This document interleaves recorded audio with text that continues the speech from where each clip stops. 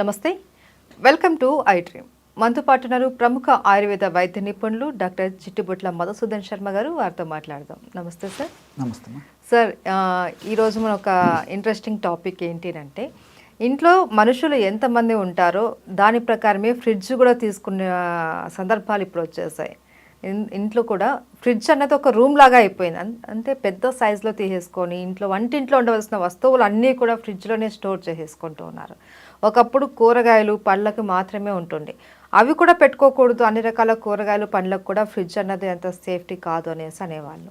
ఈ ఫ్రిడ్జ్ వాడకం పెరిగే కొద్దీ అనారోగ్యాలు కూడా ఎక్కువైపోతున్నాయి అని అంటూ ఉన్నారు. అది నిజమేనా సార్?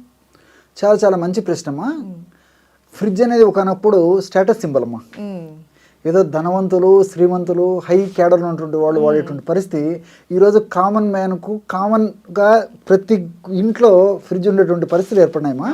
సరే, అవసరాలు అలాగే ఉన్నాయి, పరిస్థితులు అలా ఉన్నాయి కాబట్టి అక్కడ మనం తప్పుపట్టాల్సినటువంటి అవసరం లేదు.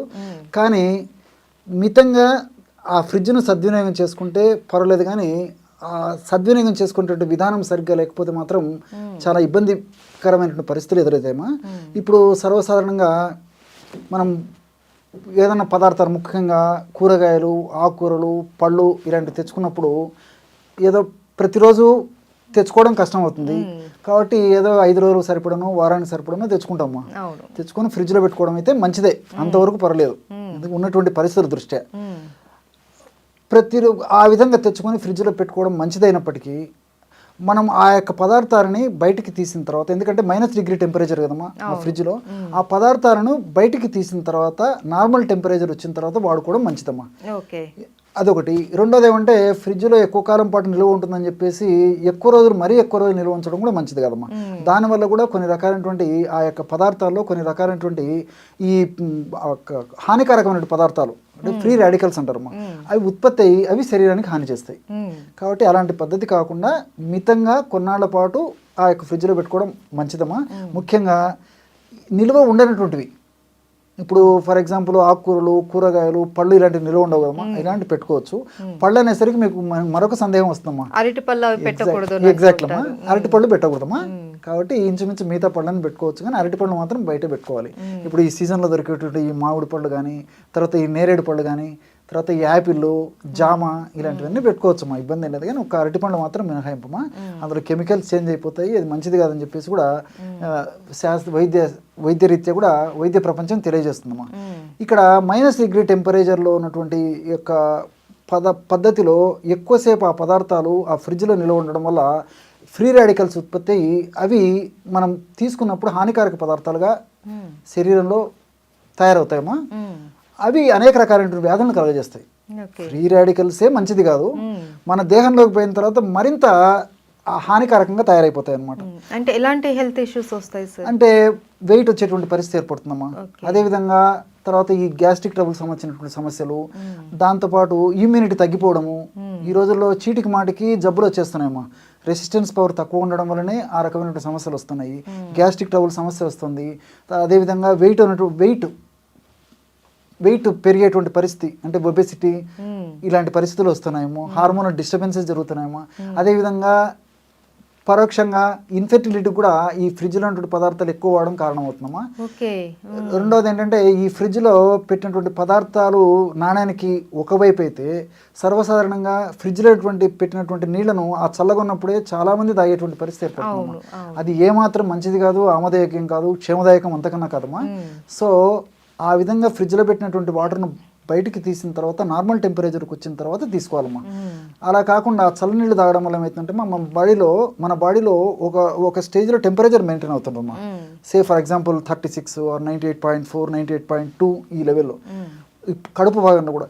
ఎప్పుడైతే ఈ యొక్క చల్లని నీళ్ళని మనం తాగుతామో అప్పుడు ఆ చల్లని నీళ్ళని నార్మల్ టెంపరేచర్కి, అంటే ఆ యొక్క బాడీ టెంపరేచర్ తీసుకోవడానికి దేహానికి ఎక్కువ కష్టపడాల్సి వస్తుందమ్మా. Energy waste అయిపోతుందమ్మా. సో అది మంచిది కాదు. రెండోది అంటే, ఆ నీళ్లతో పాటు ఇతర ఆహార పదార్థాలు కూడా తీసుకున్నప్పుడు కూడా అవి జీర్ణ ప్రక్రియ త్వరగా జరగకుండా పులిసిపోవడం కానీ, ఆహార పదార్థాల్లో ఇతర హానికారకమైన రసాయన పదార్థాలు ఉత్పత్తి కావడం కానీ జీర్ణమయ్యే సమయంలో అలాంటివన్నీ జరుగుతుంటాయి. అదేవిధంగా మోషన్ కూడా సరిగ్గా ఫ్రీగా కాకపోయేటువంటి పరిస్థితి, అంటే మలబద్ధకం, కాన్స్టిపేషన్ వచ్చేటువంటి పరిస్థితి ఏర్పడుతుంటుందమ్మా. కాబట్టి ఆ ఫ్రిడ్జ్లో ఉన్నటువంటి పదార్థాలను తప్పని పరిస్థితుల్లో ఫ్రిడ్జ్లో పెట్టినప్పటికీ అది కొన్నాళ్ళ పాటేమో, ఎక్కువ రోజులు పనికిరాదు.